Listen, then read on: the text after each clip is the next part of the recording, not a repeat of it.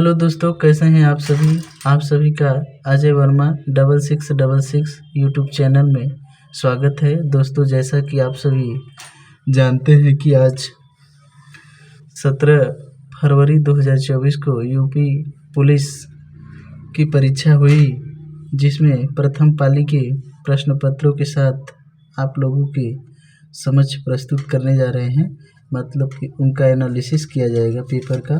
तो आइए हम लोग प्रश्न नंबर 12 से शुरुआत करते हैं। तो प्रश्न नंबर 12 है कि दिए गए विकल्पों में से वह सही विकल्प चुनें जो श्रृंखला को पूरा करेगा। तो इस प्रश्न का जो उत्तर होगा प्रश्न नंबर 12 का, ये ऑप्शन नंबर ए सही हो जाएगा, 18,067। तो अब प्रश्न नंबर 13 है, एक निश्चित कूट भाषा में MADRAS को OWNHEQ लिखा जाता है, तो उसी कोड भाषा में संडे को कैसे लिखा जाएगा। तो इसको मतलब इस प्रश्न का जो उत्तर होगा ये ऑप्शन नंबर बी हो जाएगा। जिस प्रकार से इसको बनाया गया है उसी प्रकार से जब संडे को बनाएंगे तो ऑप्शन नंबर बी सही हो जाएगा। अब प्रश्न नंबर 14 है कि श्याम उत्तर में 7 किलोमीटर चलता है, फिर वह अपनी दाईं ओर मुड़ जाता है और 3 किलोमीटर चलता है, वह फिर से अपनी दाईं ओर मुड़ता है और 7 किलोमीटर आगे बढ़ता है। अब वह अपने प्रारंभिक बिंदु से किस दिशा में है। तो इस प्रश्न का जो उत्तर हो जाएगा ऑप्शन नंबर बी, पूर्व की दिशा में। प्रश्न नंबर 15 का जो उत्तर हो जाएगा, इसमें कहा है उनमें विषम को छोड़कर कुछ सामान्य विशेषताएं हैं, आपको उनमें से विषम को ढूंढना है। तो चारों ऑप्शन में से विषम जो हो जाएगा तोड़ फोड़। आगे है प्रश्न नंबर 16। प्रश्न नंबर 16 है, यदि शब्द स्पिरिचुअल के दूसरे और पांचवें अक्षर का स्थान परस्पर बदल दिया जाए और इसी प्रकार चौथे और छठवें स्थान क्रमशः 7वें और 9वें अक्षर को बदल दिया जाता है, तो नए शब्द में अक्षरों की कितनी जोड़ियों के बीच उतने ही अक्षर होंगे कि जितने अंग्रेजी वर्णमाला में। तो इस प्रश्न का जो उत्तर हो जाएगा ऑप्शन नंबर डी, 3। आगे प्रश्न नंबर 17, एक घड़ी दोपहर के समय शुरू की जाती है, 4:10 पर घंटे की सुई घूम चुकी होगी, मतलब कितने डिग्री का कोण बना रहा है। तो इस प्रश्न का जो उत्तर होगा ये 125। आगे है प्रश्न नंबर 18। प्रश्न नंबर 18 कह रहा है कि सुरेश की बहन राम की पत्नी है, तो मतलब ये ब्लड रिलेशन से क्वेश्चन बना है। तो इसमें बता रहा है कि सुरेश की बहन राम की पत्नी है, राम रानी का भाई है, राम के पिता मधुर है, शीतल राम की दादी है, रेमा शीतल की बहू है, रोहित रानी के भाई का बेटा है। रोहित सुरेश से किस प्रकार संबंधित है। तो रोहित सुरेश से किस प्रकार संबंधित है, तो इसका उत्तर जो हो जाएगा वो भांजा हो जाएगा। आगे चलते हैं प्रश्न नंबर 19 की तरफ। प्रश्न नंबर 19 है, इनमें से कौन सा आरेख भारत, गुजरात, सूरत के बीच संबंध को सबसे अच्छी तरह दर्शाता है। तो इस प्रश्न का जो उत्तर हो जाएगा ये ऑप्शन नंबर डी हो जाएगा। आगे प्रश्न नंबर 20 हल करना है कि 120/3 प्लस 8 × 3 - 40 बराबर क्या होगा। तो इस प्रश्न का जो जवाब हो जाएगा प्रश्न नंबर 20 का उत्तर डी हो जाएगा। आगे है प्रश्न नंबर 21, निम्नलिखित आकृतियों का अध्ययन करें और नीचे दिए गए प्रश्न के उत्तर दीजिए। तो इसमें बताया गया है कि वर्ग जो है प्रशिक्षित नर्सें हैं और वृत्त विवाहित जनसंख्या है, त्रिभुज अस्पतालों में नर्सें हैं। तो आपसे पूछा है संख्या 7 में से क्या दर्शाया जाता है। तो संख्या 7 की बात क्या है, तो यहाँ संख्या 7, तो संख्या 7 जो है त्रिभुज हो गया और वृत्त, तो ये वृत्त और त्रिभुज, तो वृत्त और त्रिभुज यहाँ पे आएगी। आपको ऑप्शन नंबर से मिलेगा अस्पताल में विवाहित नर्सें, तो आपका उत्तर ही हो जाएगा। आगे है प्रश्न नंबर 22। प्रश्न नंबर 22 घनाभ से बना हुआ है प्रश्न में। तो इसमें आपसे पूछ लिया गया है कि लास्ट में जिनके 3 फलक रंगीन हैं, ऐसे कितने घन हैं जिनके 3 फलक रंगीन हैं। तो हम आपको बता दें कि ऐसे चाहे जितने भी घन बनते हो, लेकिन अगर उन पे कॉर्नर पे देखेंगे तो 8 ऐसे घन बनते हैं कि जो तीनों सतह से रंगीन होते हैं। तो आपका उत्तर जो हो जाएगा ये 8 हो जाएगा। आगे प्रश्न नंबर 23 है, निम्नलिखित प्रश्नों में एक शब्द दिया गया है, उसके बाद 4 अन्य शब्द दिए गए हैं, जिनमें से एक दिए गए शब्द के अक्षरों का उपयोग करके बनाया जा सकता है। तो ऐसे प्रश्न को देख करके बनाना पड़ता है। तो आप सब मतलब कि इसमें से जो भी अक्षर मिल जाता है और जो नहीं मिलता है वो गलत हो जाता है, जो मिलता है वो उत्तर होता है। तो इस प्रकार से आपका उत्तर सी हो जाएगा। प्रश्न नंबर 24 है, एक पंक्ति में मिहिर बाएं से 17वें हैं, दाएं से 19वें हैं स्थान पर है, तो पंक्ति में उम्मीदवारों की कुल संख्या कितनी होगी। तो उम्मीदवारों की संख्या निकालने के लिए एक सूत्र होता है m + n - 1। इसमें जब दर्शाते हैं तो ये इसका मतलब m हो जाएगा, इसका मतलब n, एक घटा देंगे तो आ जाएगा टोटल 35। तो 24 नंबर प्रश्न का उत्तर जो जाएगा ऑप्शन सी करेक्ट हो जाएगा 35। आगे है प्रश्न नंबर 26, नीचे प्रश्नों में 2 कथन और उसके बाद फर्स्ट, सेकेंड, थर्ड क्रमिक 3 निष्कर्ष दिए गए हैं। आपको कथनों में दी गई सभी बातों को सत्य मानना है, फिर तीनों निष्कर्षों पर एक साथ विचार करना है और निर्णय लेना है कि उनमें से कौन से कथनों में दी गई जानकारी से उचित संदेश से परे तार्किक रूप से अनुसरण करता है ते है थी। तो यहाँ कथन है पानी का कोई आकार नहीं होता है, उसका आयतन होता है। दूसरा कथन का है ज्ञान पानी की तरह है जो एक तरफ से दूसरी तरफ बहता है।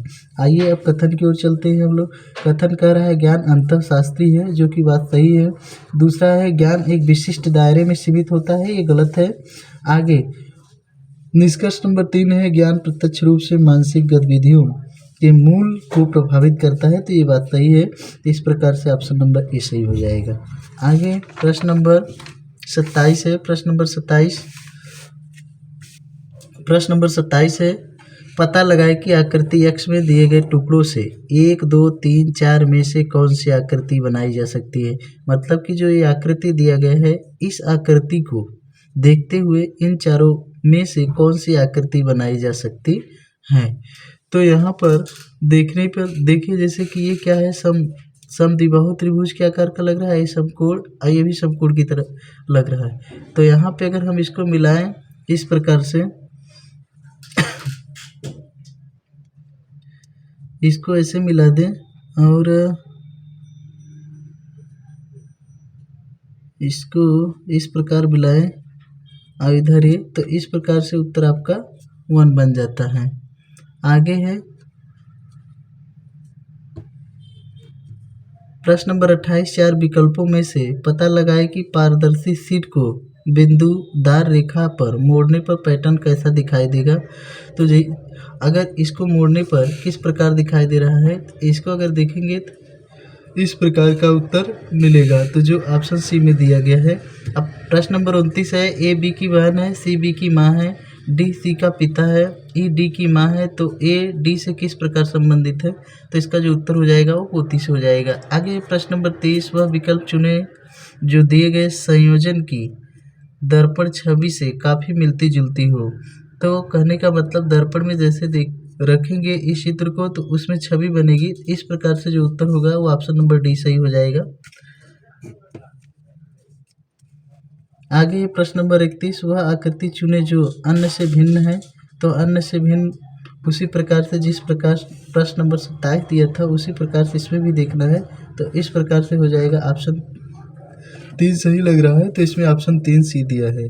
आगे प्रश्न नंबर 32, एक टोकरी में सेबों की संख्या हर मिनट दोगुनी हो जाती है। यदि टोकरी 1 घंटे में सेबों से भर जाती है तो टोकरी कब आधी भरी होगी। तो इस प्रश्न का जवाब शायद अभी नहीं है। आगे प्रश्न नंबर 33 है। प्रश्न नंबर 33 दिया गया है कि 108, 36 इसको सरल करने पर कितना आएगा। तो इस प्रकार से उत्तर हो जाएगा बी 33 का। आगे दिया है निम्नलिखित में से कौन सा विकल्प नीचे दिए गए शब्दों का सार्थक क्रम है। तो सार्थक क्रम के लिए यहाँ पर लगाना पड़ेगा। तो सबसे पहले क्या होगा कि आप क्या करेंगे, सबसे पहले आप अगर यहाँ काम को देखें तो सबसे पहले का काम आएगा, पहले तो सबसे पहले दिन आएगा, दिन आने के बाद आप काम करेंगे तो दिन के बाद काम हो जाएगा, 3, 5 हो गया। उसके बाद जब काम करेंगे तो आपको थकान लगेगा, थकान पे आ जाएंगे, थकान लगेगी तो रात होगी, रात होने के बाद नींद आ जाएगी। तो इस प्रकार से प्रश्न नंबर इसमें देखेंगे 3, 5, 1, 4, 3, 5, 1, 4 इसमें नहीं है, 3, 5, 1, 2, 4, तो ऑप्शन नंबर बी सही हो जाएगा। आगे प्रश्न नंबर हम लोग चलते हैं मैथ की ओर। प्रश्न नंबर 111 है, सरल करें 17.28 भागे यक्स बटे में है 3.6 गुणे 2 0.2 बराबर 2 दिया है। तो इसमें कुल मिलाकर के यक्स का मान ज्ञात करना है। जब आप सिंप्लीफाई करेंगे तो इसमें उत्तर आपका निकल के आएगा 12। आगे है निम्नलिखित समीकरण में प्रश्न चिन्ह के स्थान पर क्या आएगा। तो यहाँ पे जो प्रश्न चिन्ह ये समीकरण दिया है, इस समीकरण में आपको प्रश्न चिन्ह दिख रहा है। इस प्रश्न चिन्ह में क्या आएगा, तो इसको जब सॉल्व करेंगे, इसको जोड़ करके यहाँ इस साइड जब पक्षांतर करेंगे तो जो घटाएंगे मान प्राप्त होगा, उस हिसाब से ऑप्शन डी सही हो जाएगा।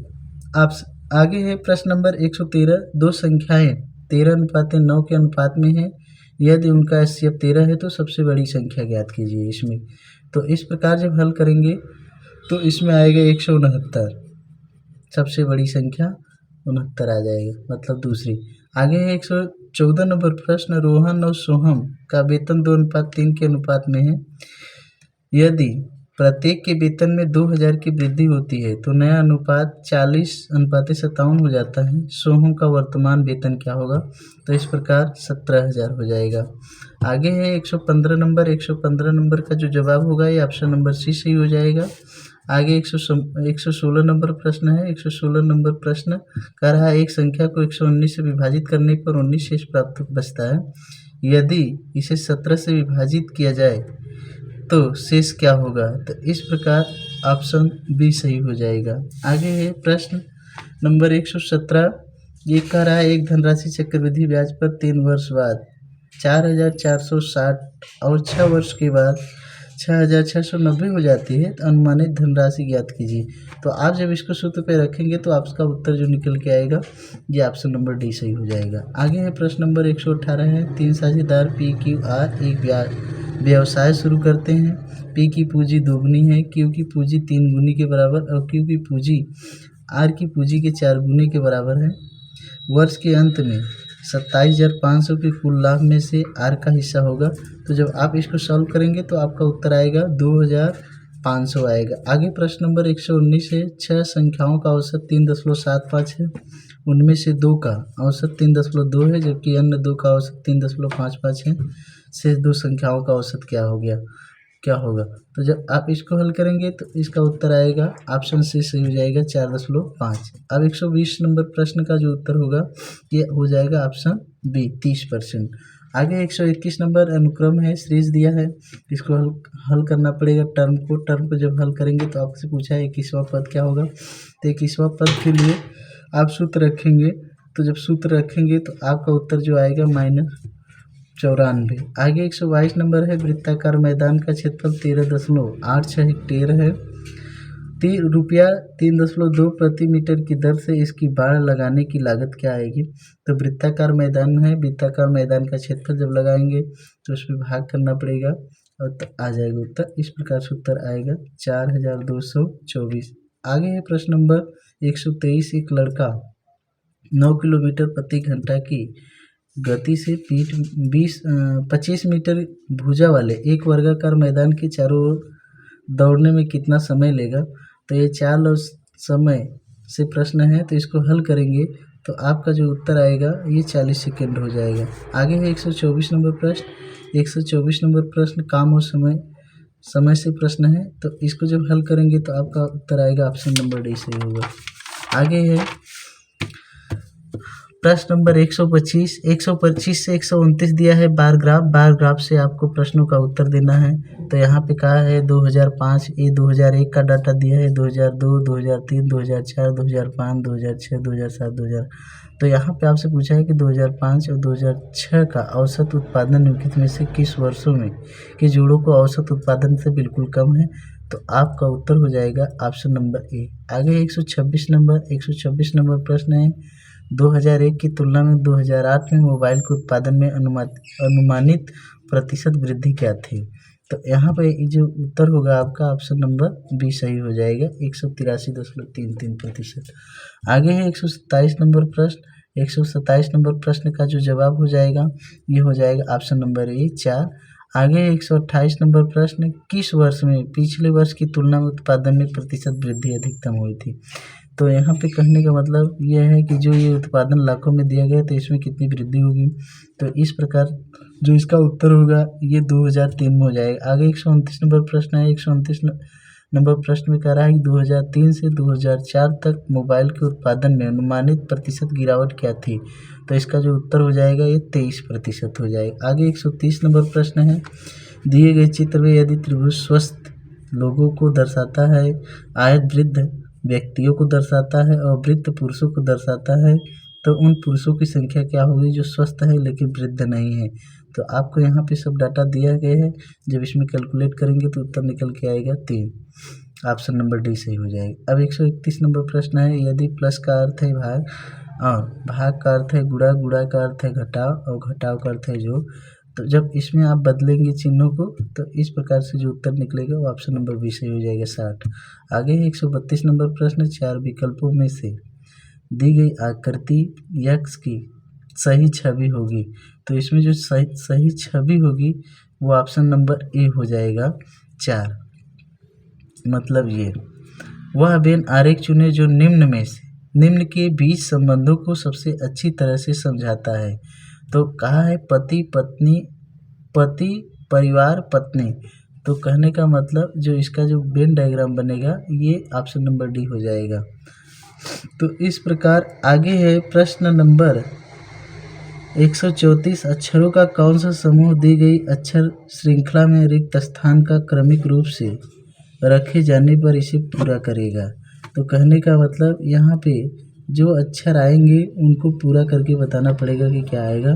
तो जब हल करेंगे तो इसका उत्तर आएगा ये option number B, N M A D N A N N A. तो आगे 135 नंबर दी गई श्रृंखला में से वह सही विकल्प चुने जो श्रृंखला को पूरा करता है। तो शीर्ष से प्रश्न आया हुआ है। शीर्ष से प्रश्न को जब हल करेंगे तो आगे क्या आएगा, ऑप्शन नंबर बी सही हो जाएगा, 83 उत्तर हो जाएगा। आप आगे है 136 नंबर प्रश्न। शेर का संबंध मादा से है तो खरगोश का संबंध कहाँ से होगा। तो इसका जो उत्तर हो जाएगा वो बिल से हो जाएगा। आगे है 137 नंबर प्रश्न। BPMN संबंध है CQNO समानुपाते GTPL अनुपात क्वेश्चन मार्क दिया है। तो मतलब यहाँ पे क्या आएगा, तो जब इसको हल करेंगे तो आपका उत्तर जो है ऑप्शन नंबर बी सही हो जाएगा। आगे 138 नंबर। निम्नलिखित आकृति में कितने त्रिभुज होंगे। तो त्रिभुजों को काउंटिंग करेंगे तो इस प्रकार से जो उत्तर होगा वो 12 बनेगा। टोटल त्रिभुजों की संख्या 12 होगा। आगे है 129 नंबर प्रश्न। 139 नंबर प्रश्न। एक व्यक्ति जो है उत्तर दिशा में 9 किलोमीटर जाता है। तो ये दिशा और दूरी से प्रश्न है, रीजनिंग का प्रश्न है। तो इसको जब सॉल्व करेंगे तो ऑप्शन नंबर डी सही हो जाएगा, 1 किलोमीटर। आगे है प्रश्न नंबर 140। निम्नलिखित प्रश्नों में एक शब्द दिया गया है, उसके बाद 4 शब्द दिए गए हैं। इनमें से एक दिए गए शब्द के अक्षरों का उपयोग करके नहीं बनाया जा सकता है। तो आगे अभी प्रश्न जो था उसमें कह रहा था कि किसका प्रयोग करके बनाया जा सकता है।